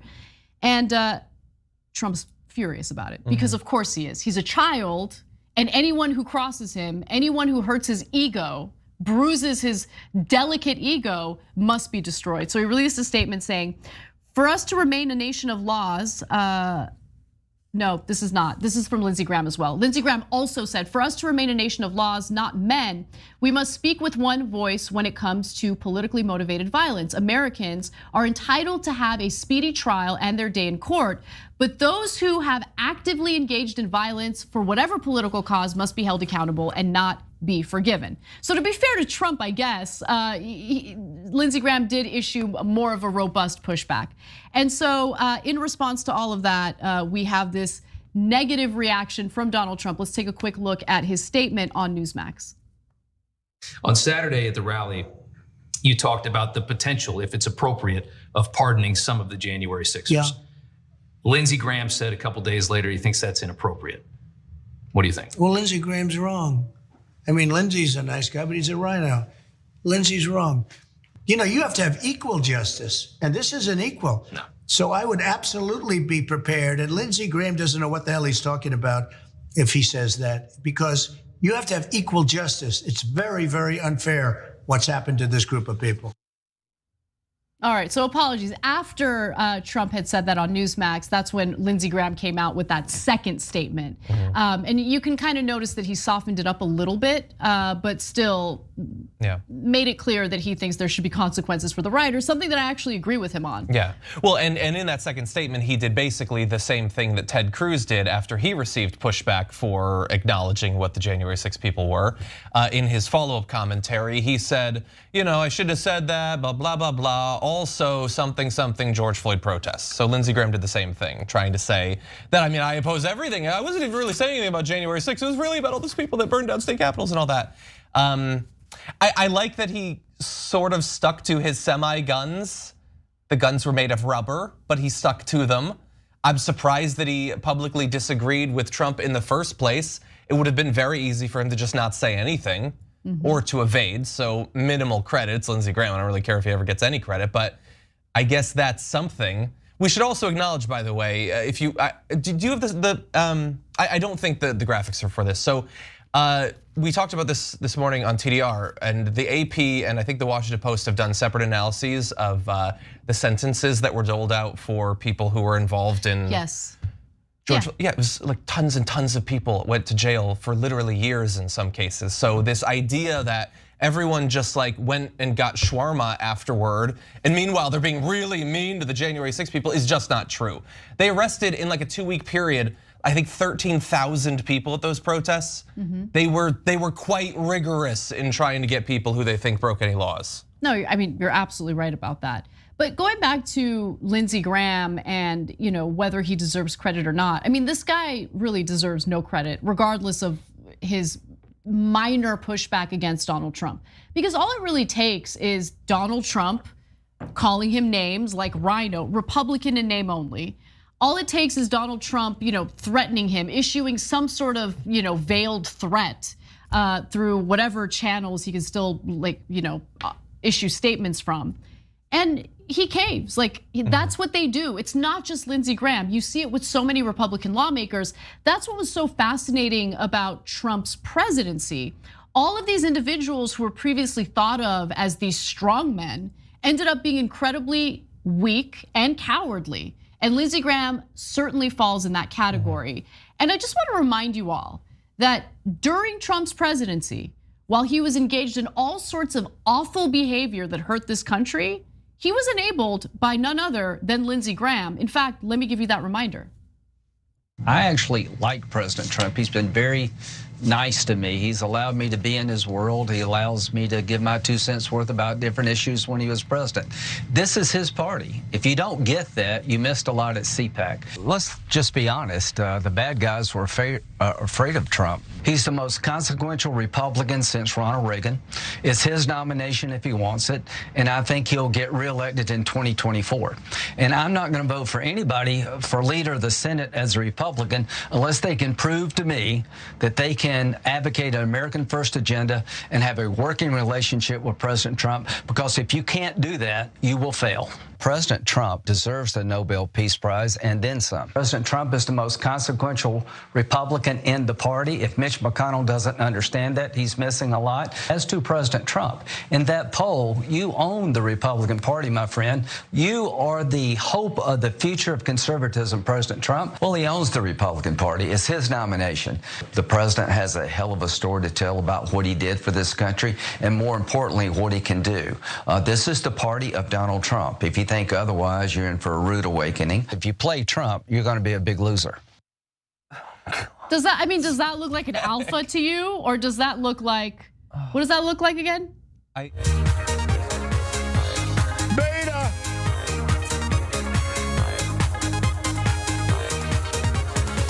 You are beta male. I love that Marco Rubio ended up being collateral damage in this story. Yeah, he's just very happy to be. He was the smiliest one of them all in there. It's the most ridiculous thing, because look, we know we've been through years of literally no one will stand up to Donald Trump, right, or can get through in an attack against Donald Trump. And over the last year or so, there have been like some of these measures that seem to be moving in the direction that indicate that like support for Trump is going down a little bit. Like the percentage of Republicans that want him to run in 2024 is down. The percentage who identify as Republicans first rather than Trump supporters first, those numbers have shifted away from Trump. It doesn't have any effect on any of this though.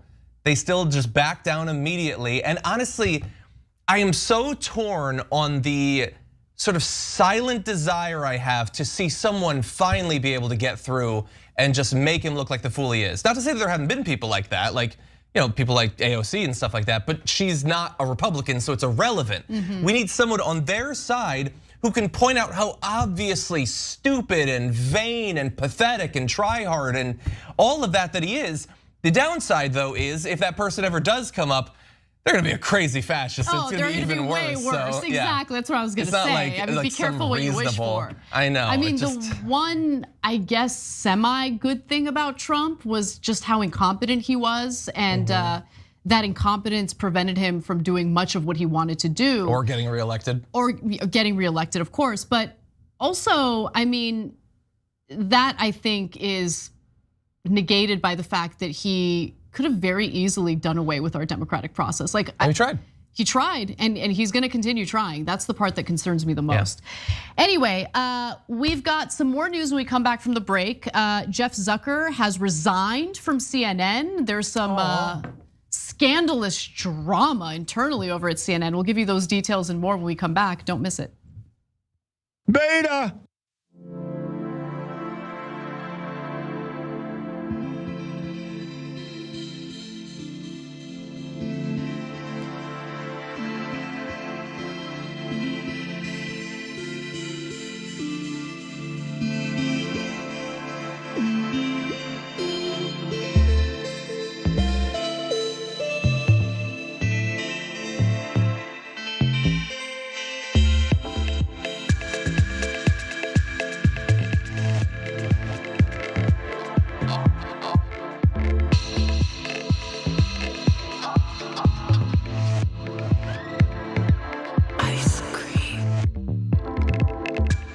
MS-Doll13 says, childcare is a huge issue. Last 2 years, women left great jobs in my agency that pays $70,000 to $90,000 with benefits and job security because of childcare issues. Such a shame.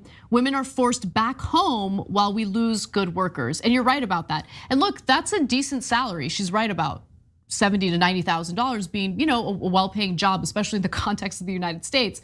But think about how expensive childcare is, where a salary like that is still not enough to help afford childcare. Yeah. On average, families need to spend about $24,000 a year on childcare. I can't. I don't know how people do it. I'm gonna have dogs that can raise my kid, wolf style. It's You're been crazy. done. Sarah Olson says, my student loan management bill today, they wrapped the interest of 18 years into the principal again, reflecting I only have $2,900 in interest. Same thing happened with Sally, hence my debt. It's just sick. It really is sick. The system is disgusting. But thank you for sharing your story and your perspective with us. John had a message for Brett. Yeah, really fast. I saw that Brett commented and it got put on the little lower thing, maybe even by Brett, which makes it seem more directed and aggressive. John is German and Italian. Interesting. What is that supposed to mean? And he put that up during the Whoopi thing. What are you trying to say, Brett? I didn't know about your German background. I just thought you were Italian. I'm a mix of German, Italian, whatever. I'm a Euromut or whatever.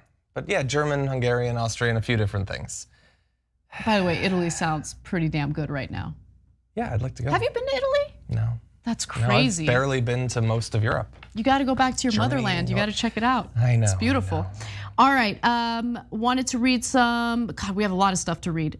First off, I'm sure there's stuff that I need to be promoting. So something I'm happy to promote, make sure you guys are checking out JR Jackson's new show, The Watch List, which you can check out at 12 p.m. Eastern time, 9 a.m. Pacific, every weekday. You can find the show by going to tyt.com/watchlist, TYT, that's tyt.com/watchlist, TYT. Also, wanted to read a few member comments. I Am Sock says, watching Anna Solo is like a calm rage, if that makes sense. Actually, it does make sense. I feel like my delivery lately has been very different from what it used to be. Like, I feel rage, but I'm like calm in my rage, if that makes any sense. I don't know. A controlled fire. Yeah, I think I'm, yeah. Urban Hermit says, yes, a feel-good story. That's the DC story that we shared with you earlier. And Whoopi story. No, that is not a feel-good story. There were consequences. Dank Prohl says, I think the Nazis thought it was about the master race. Yeah, point that we've been making here. Yeah. Bridge collapse over troubled water says, let the grandparents babysit, except they're all going back to work because they don't have any savings and they're dying from COVID. This is in response to the childcare crisis. Yeah, exactly. All right, let's get back to the show.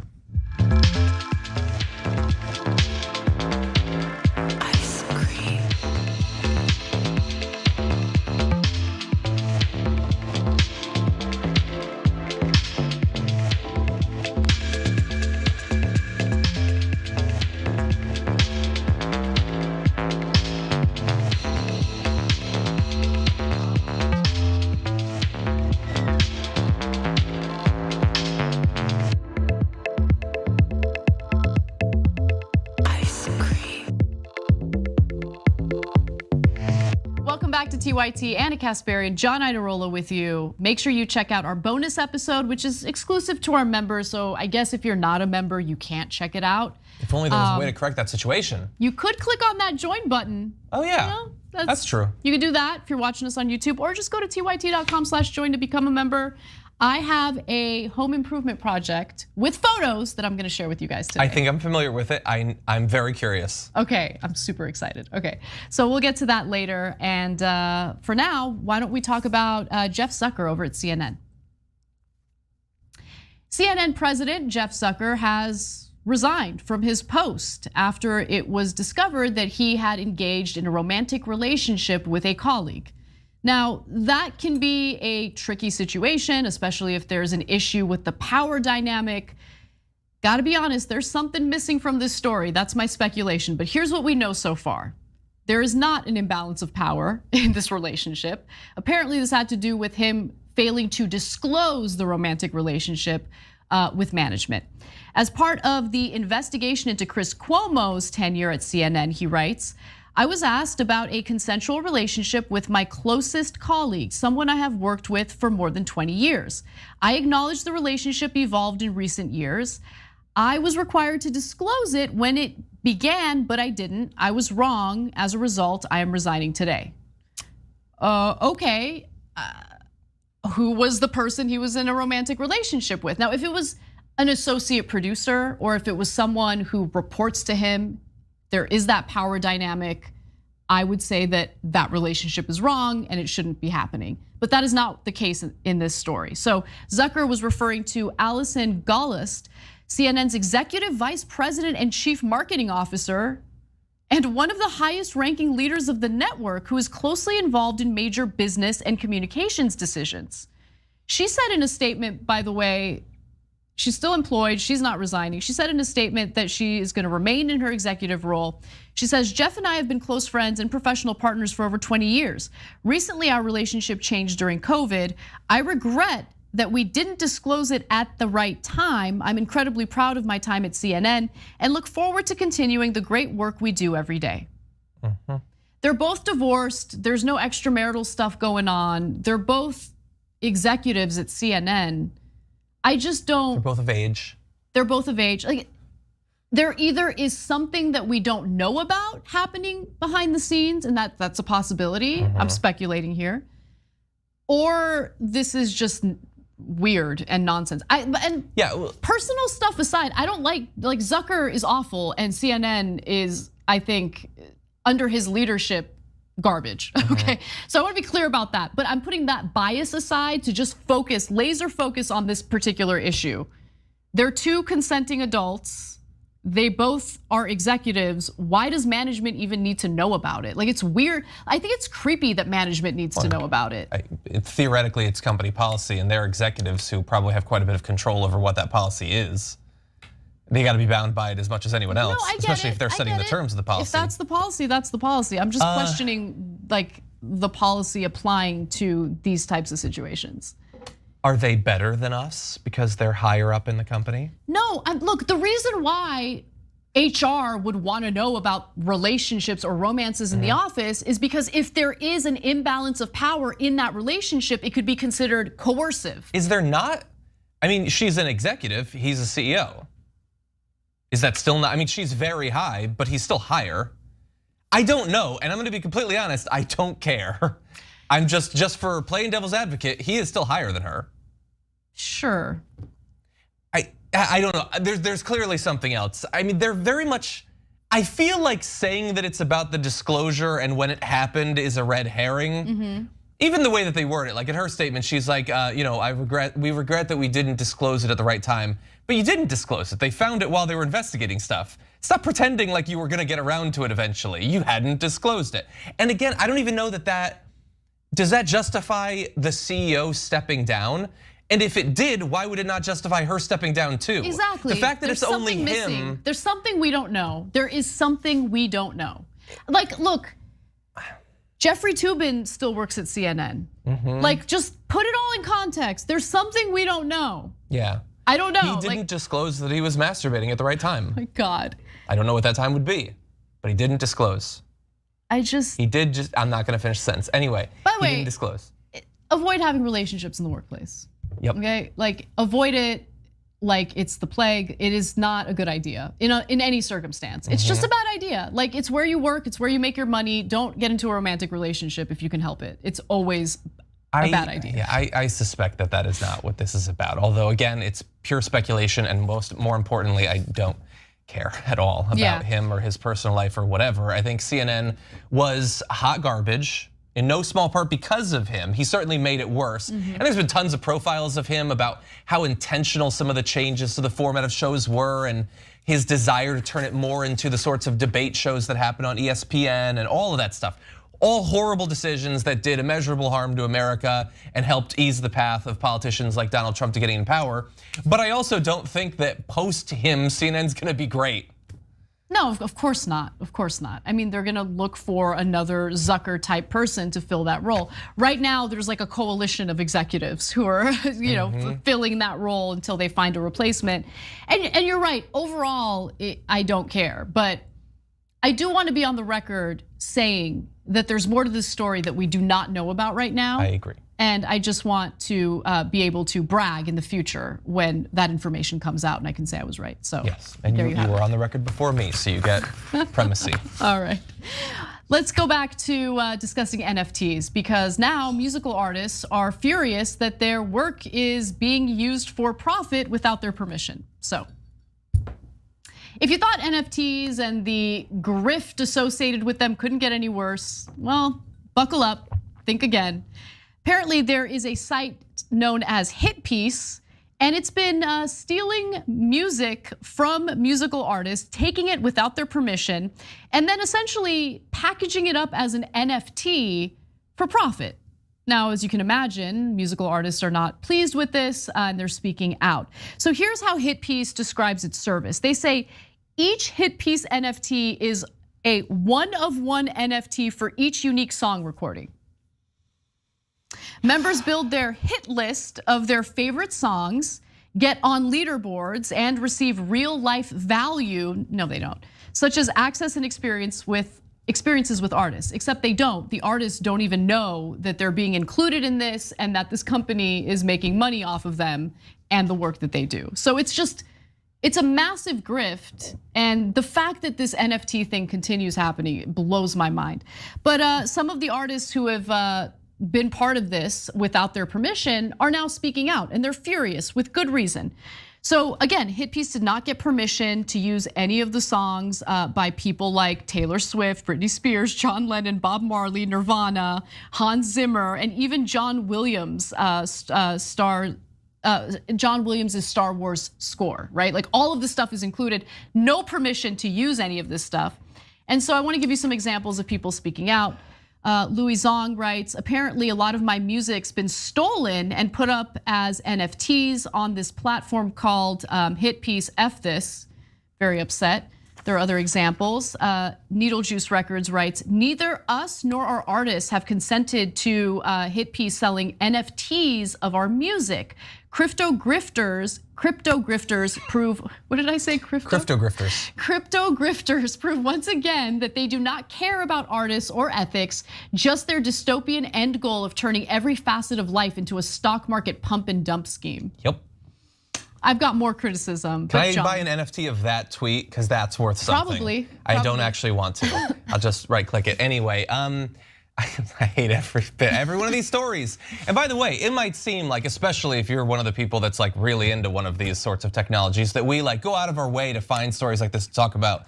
No, we pass up major scams and con stories every single day having to do with cryptocurrency and NFTs. And I genuinely dislike talking about it because every quote from one of these people angers me more word by word. I don't even know what an NFT of a song means. You can't own one of Taylor Swift's songs. Up until recently, I don't even think she was able to own one of her songs. What does it even mean to own it?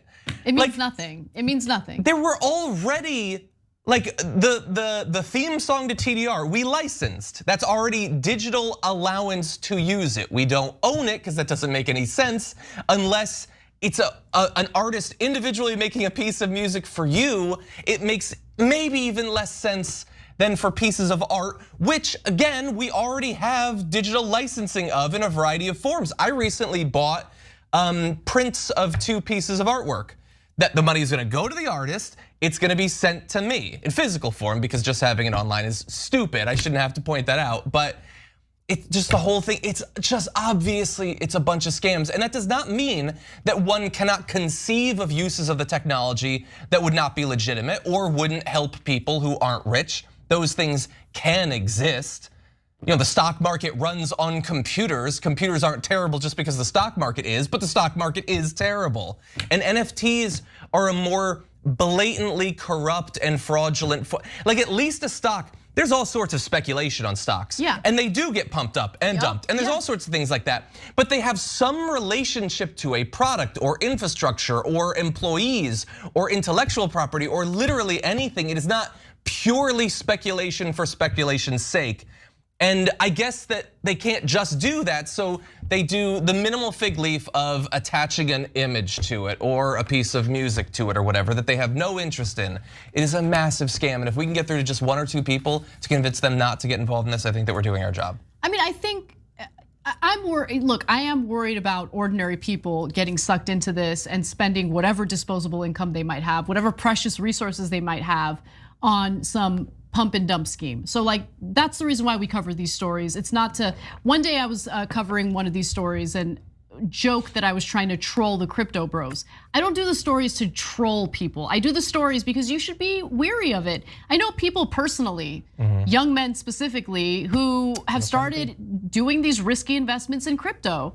And whatever you might say about crypto, if you don't know what you're doing, you can get screwed over very easily. It fluctuates, like the value of various cryptocurrency fluctuates dramatically, especially based on whatever Elon Musk is tweeting on any given day. It's dangerous. Which will benefit him. Which will benefit him, exactly. So we just want people to be cautious. And Ted Leo, I think, puts it perfectly. This was my favorite tweet about this whole debacle. Bottom-feeding scavengers of late capitalism sucking the last marrow from our bones and or running a scam on me, you, and everyone because obviously I didn't approve this and apparently neither did anyone else you'll see on the site. Yep. Some people are having fun, memeing about this. Here's a good example.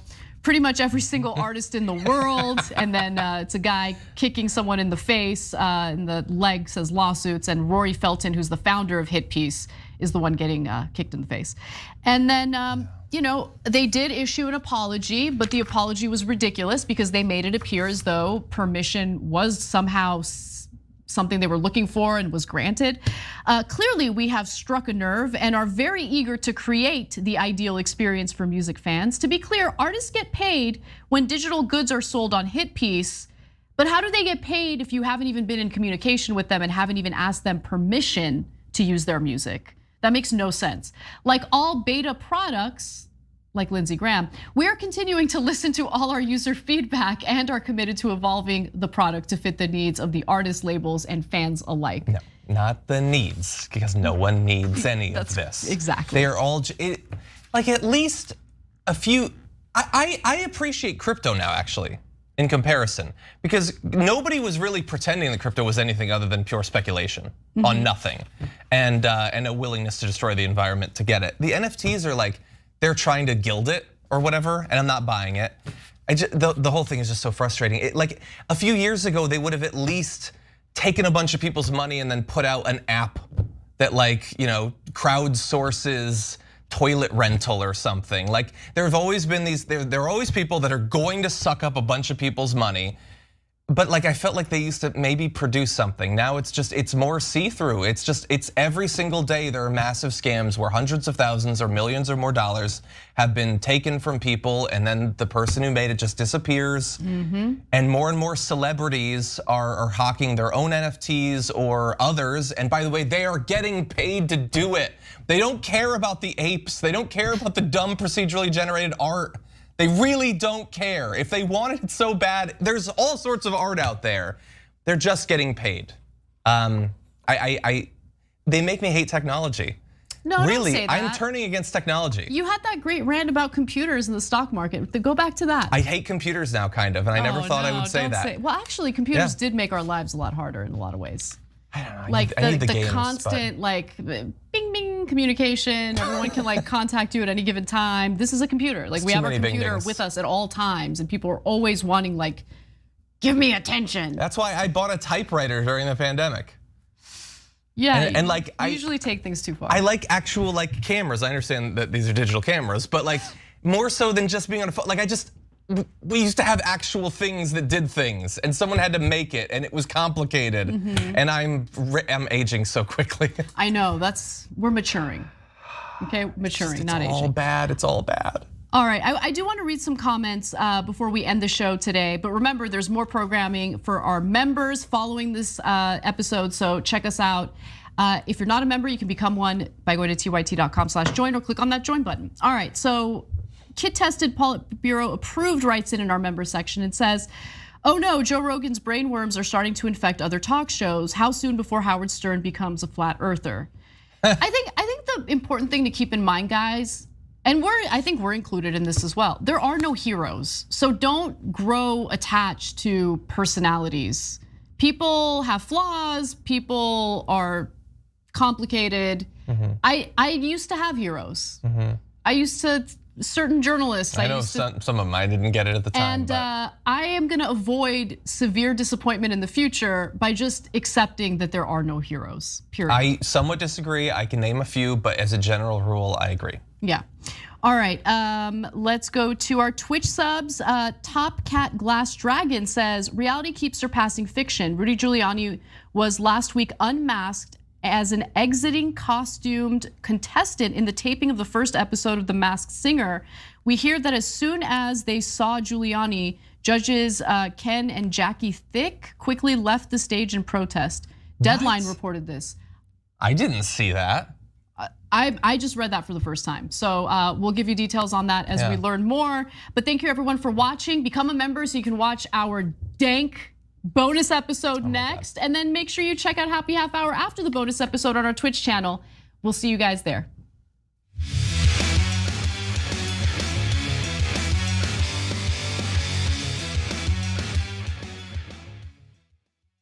If I run and if I win, we will treat those people from jail. I'm old enough that I remember when Captain Crunch put the berries in there. Yay, crunch berries! And I was like, ooh, the fake berries. Remember? We're gonna try that. We did a story back in the day about how a woman sued, I don't know, General Mills. She'd been eating it for